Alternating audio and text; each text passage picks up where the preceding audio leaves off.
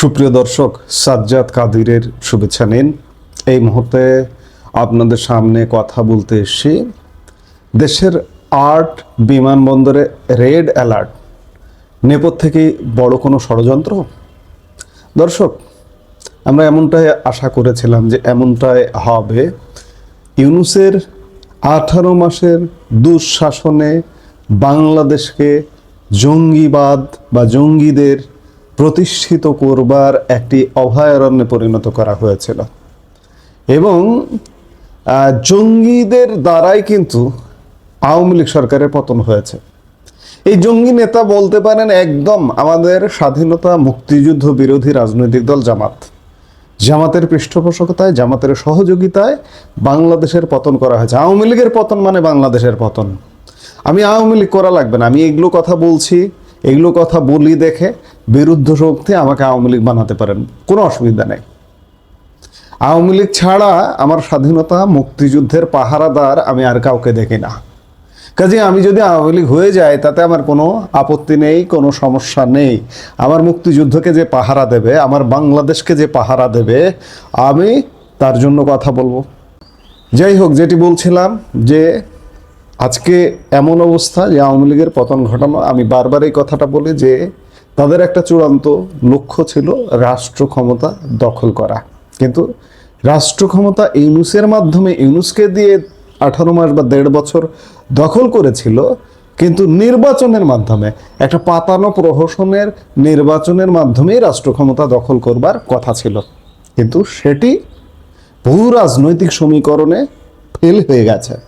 এই ফেল যখন হয়ে গেছে তখন আবারও তারা পরীক্ষায় একবার ফেল করলে আবার রিপিট পরীক্ষায় বসতে চায় পরীক্ষার্থী।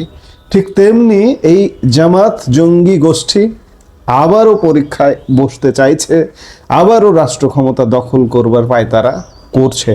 এবং যার কারণে জামাত নিজে, সরাসরি রাজনৈতিক দল জামাত নিজেদের ব্যানারে না করে ওই যে তাদের সহযোগী যে জঙ্গি সংস্থাগুলো আছে, সংগঠনগুলো আছে, সেই সংস্থা সংগঠনগুলোকে দিয়ে দেশকে একটা অস্থির করার পায়তারা করছে। আর তারই অংশ হিসেবে আজকে আমরা বেশ কিছুদিন যাবৎ শুনছি যে এখানে রেড অ্যালার্ট, ওখানে রেড অ্যালার্ট। আজকে বাংলাদেশের 8টি বিমানবন্দরে রেড অ্যালার্ট জারি করা হয়েছে। আপনি চিন্তা করুন, বাংলাদেশে জঙ্গি হামলার শঙ্কা আছে, এইটা যদি বহির্বিশ্ব জানে যে বিমানবন্দরে জঙ্গি হামলা হতে পারে, তাহলে এক প্রকার আপনি বহির্বিশ্ব থেকে বিচ্ছিন্ন হয়ে গেলেন। বাংলাদেশে কোনো উন্নয়ন হবে? বাংলাদেশে কোনো বিদেশি সাহায্য আসবে, সহযোগিতা আসবে, বিদেশি বিনিয়োগ আসবে? ইউনূসের 1.5 বছরে এমনিতেই বিনিয়োগ শূন্য। আজকে বাংলাদেশকে আরো গর্তে, অন্ধকারে ঢুকে দেবার জন্য, নিয়ে যাবার জন্য সকল প্রচেষ্টা চলছে। দেশের নিরাপত্তা ব্যবস্থায় হঠাৎ করে বড় ধরনের নাড়াচড়া আপনারা খেয়াল করছেন, বেশ কয়েকদিন ধরে গণমাধ্যমে আসছে।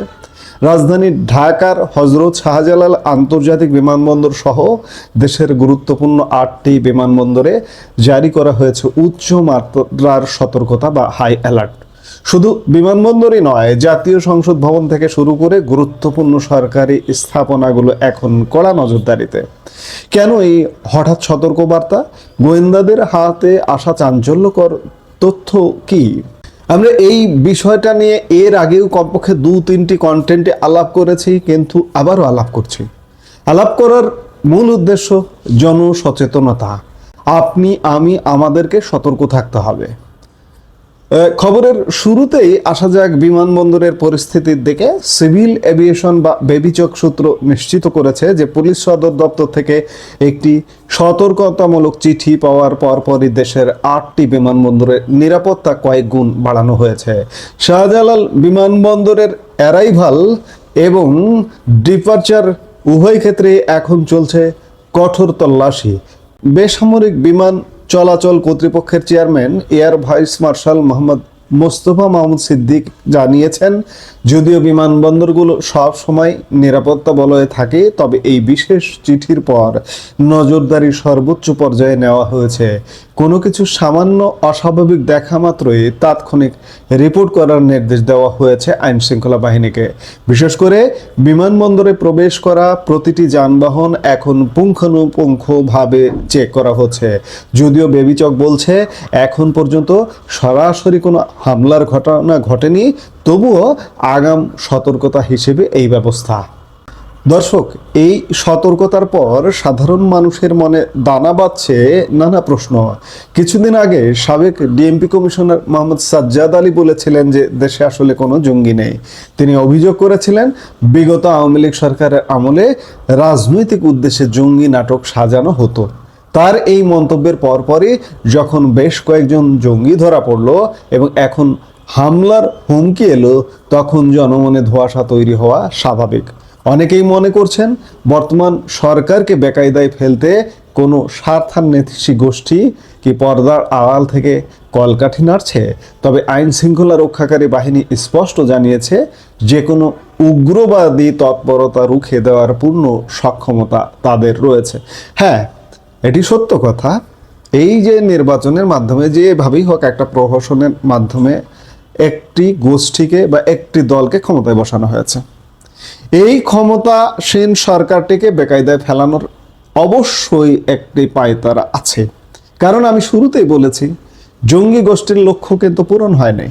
তারা লক্ষ্য পূরণ করবার জন্য এই সরকারকে যে কোনোভাবে ফেলাই দেবার চেষ্টা করবে।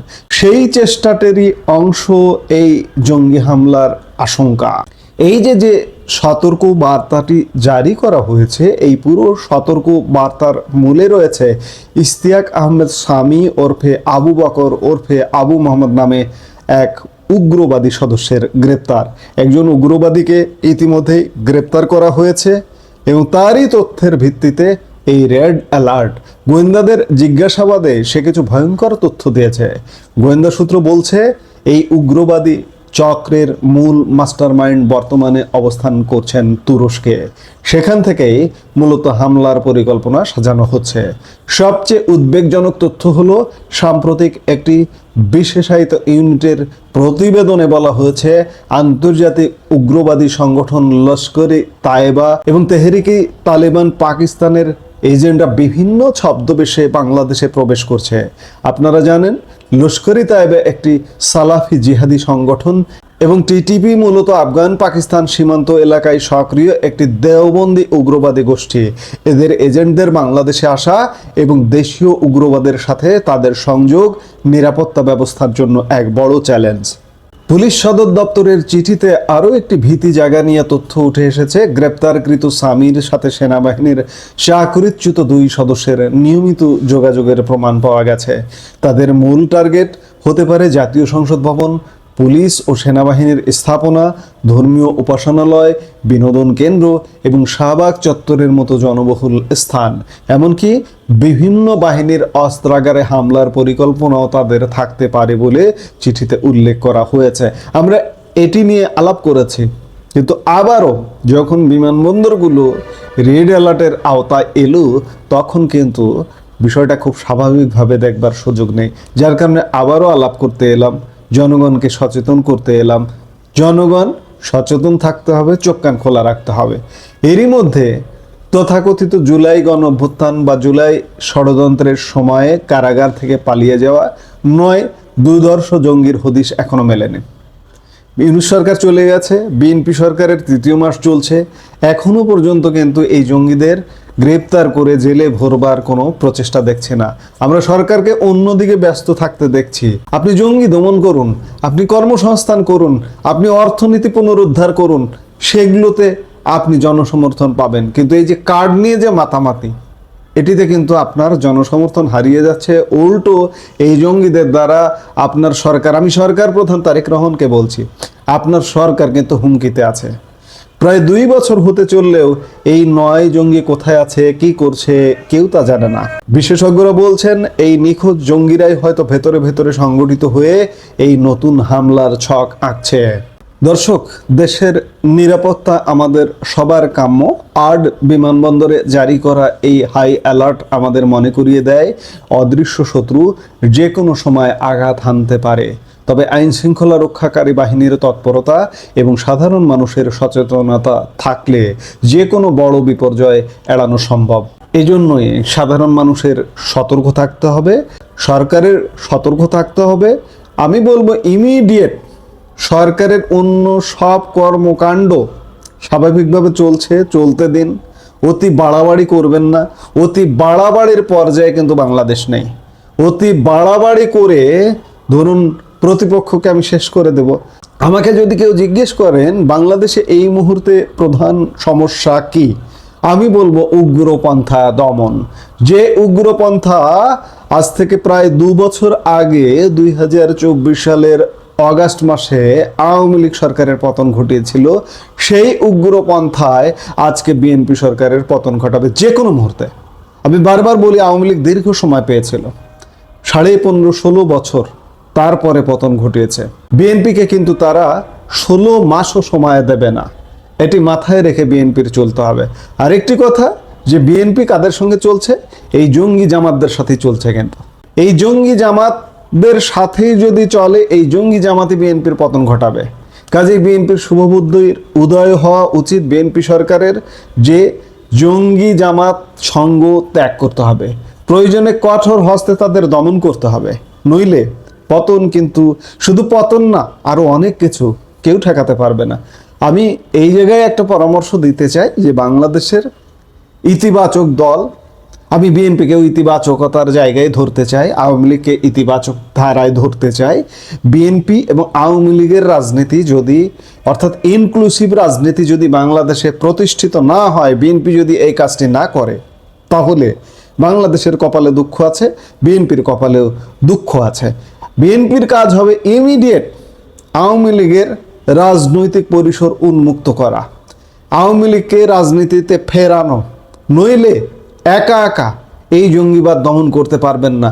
এবং আওয়ামী লীগ, আমি অন্ততপক্ষে আমার মাইন্ড সেট আপ থেকে এটি গ্যারান্টি দিয়ে বলতে পারি যে আওয়ামী লীগ আপনার কোনো বিরক্তির বা ডিস্টার্বের কোনো কারণ হবে না। আপনি যতই প্রহসনের নির্বাচন ক্ষমতায় আসুন না কেন, আওয়ামী লীগ হঠাৎ করে আপনাকে ডিস্টার্ব করবেন না। আপনি আওয়ামী লীগের রাজনীতি উন্মুক্ত করে দেন যে কোনো মূল্যে, এবং জঙ্গিরা যদি আওয়ামী লীগের রাজনীতি ঠেকাতে আসে, সেই জঙ্গিদের দমন করুন, আওয়ামী লীগকে সাথে নিয়ে দমন করুন, তাহলেই সুরক্ষা পাবেন। এছাড়া বাংলাদেশ বাঁচবে না, আপনারাও বাঁচবে না, বারবার বলছি। কাজেই সেই অনুযায়ী চলুন, নইলে আপনার কপালে দুঃখ আছে, আমাদের কপালে দুঃখ আছে। এই মুহূর্তের ভিডিও থেকে বিদায় নিতে চাইছি। সবাই ভালো থাকুন, সুস্থ থাকুন। দেখা হচ্ছে পরবর্তী ভিডিওতে। আমাদের ভিডিওগুলো নিয়মিত পেতে সাবস্ক্রাইব করুন Sajjad Kadir and the legends YouTube channel এবং লাইক, কমেন্ট, শেয়ার করে সাথে থাকুন।